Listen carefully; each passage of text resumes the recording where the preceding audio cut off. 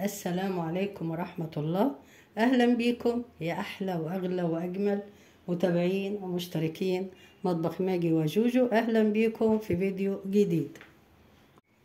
شايفين الحواوشي الجميل ده لا حواوشي لحمة ولا فراخ ولا لحوم ولا أي حاجة خالص. ده حواوشي اقتصادي، عملته بطريقة سهلة وما شاء الله. شايفين عامل ازاي؟ تحفة. ده حواوشي بطاطس ما شاء الله. شايفين عامل ازاي؟ الحشو عامل ازاي وطعمه فظيع. شايفين منظر الرغيف عامل ازاي؟ تحفة. طبعا حواوشي اقتصادي، هيعجبكم ان شاء الله. وطعمه حواوشي تحفة وطعمه تحفتين. ودلوقتي قبل ما نقول على طريقة حواوشي البطاطس، معاكم ماجدة عبد الرازق مطبخ ماجي وجوجو، ويلا نبدأ.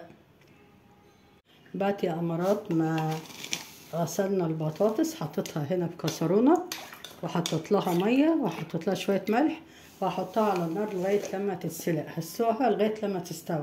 تمام. عندي يا أمارات هنا البطاطس خلاص اتسلقت استوت. هصفيها كويس. بعد كده هقولك هنعمل فيها ايه. هنا يا أمارات بعد ما صفينا البطاطس كويس ههرسها بقى. ههرسها كويس قوي وهي سخنة عشان تتهرس معايا. تمام.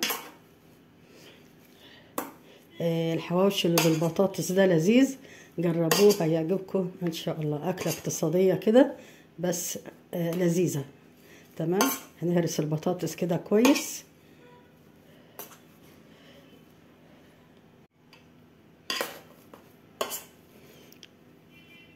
هنهرس البطاطس كده كويس. خلاص هي اتهرست معايا. هي طالما سخنه بتتهرس بسرعه. تمام. وحواوشي البطاطس ما يحلاش الا ببصلايه مقطعه قطع صغيره كده، وعندي فلفل الوان. لو ما عنديش فلفل الوان بحط فلفل اخضر، وانا معايا فلفل اخضر ممكن نحط فلفل حامي لو بتحب الفلفل الحامي. الفلفل الالوان ده اختياري يعني، عشان هو كان بس عندي فانا حطيته. اوكي. عندي البهارات بقى، عندي ملح، عندي بابريكا، عندي بهارات لحمه، توم باودر، كمون، وفلفل اسود. لو حابين تحطوا توابل بطاطس حطوا. لو حابين تحطوا توابل حواوشي حطوا. ودلوقتي هنروح على البوتاجاز عشان هقول لكم هنعمل ايه. انا جبت طاسه حطيت فيها معلقه زبده وحبه زيت. هننزل بقى هنا بالبصل. اوكي. حطيت لهم شويه ملح وفلفل، ملح بسيط بس وحبه فلفل. انا عايزه هنا البصله يا دوبك تدبل ما تتحمرش. اوكي. نقلب كده كويس.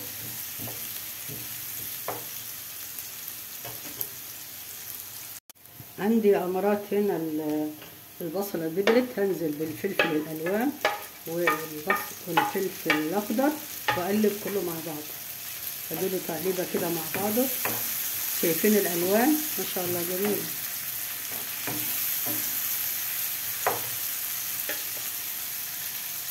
عندي هنا المكونات كلها خلطت مع بعض. هنزل بقى بالبطاطس اللي انا كنت سلقتها وهرستها. تمام. هنقلب بقى كله مع بعض. انا لسه محطتش البهارات. اوكي. اقلب كله مع بعض وهجيب البهارات احطها كلها مع بعضها. تمام. هنا يا امارات هنضيف البهارات.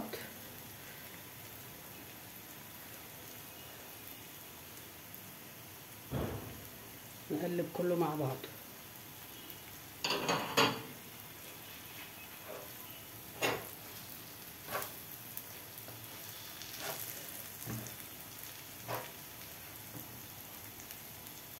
خلاص عندي هنا البطاطس كله اختلط مع بعض ومع الفلفل مع البهارات. هطفي عليها واسيبها اما تبرد ونحشي بيها العيش.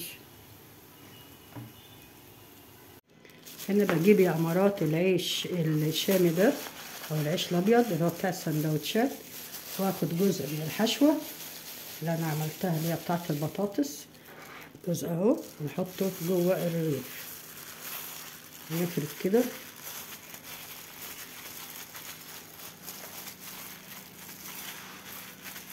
نفرده كده تمام. هاخد رغيف كمان، هاخد فيه جزء من الحشوه نحطها هنا كده،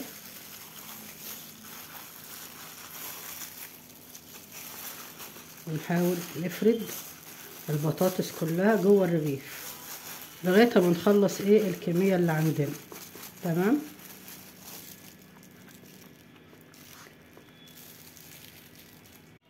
وهنحشي الرغيف ده كمان، نحط كميه حلوه من الحشو عشان تدينا طعم حلو تمام. نحاول نفردها كده جوه الرغيف. دلوقتي هنروح على البوتاجاز عشان نحمر الحواوشي البطاطس الجميل ده تمام. نبطط عليه كده. دلوقتي هنروح البوتاجاز عشان نحمر الحواوشي. هنا يا امارات جبت الشوايه دي اللي بتتحط على البوتاجاز من فوق، او ممكن نجيب طاسه حطيت فيها معلقه زبده عشان هحمر فيها حواوشي البطاطس. بسم الله. نحمر الرغيف بقى على جهتين تمام. هنحاول نقلب بالرغيف بتاع الحواوشي.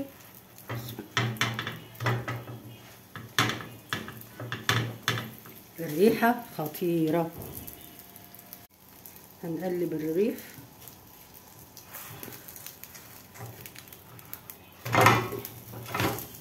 شايفين ما شاء الله علامات الشوي باينه فيه ازاي. وهنكمل بقى بقيه العيش الباقي، وبكده تكون وصفه النهارده انتهت، وصفه حواوشي البطاطس. يا رب تجربوها وتعجبكم. كنت معاكم ماجدة عبد الرازق، مطبخ ماجي وجوجو. وصفه النهارده خلصت لكن وصفاتي لسه ما خلصتش. كنت معاكم ماجدة عبد الرازق، مطبخ ماجي وجوجو. اسيبكم في رعايه الله وامنه. مع السلامه.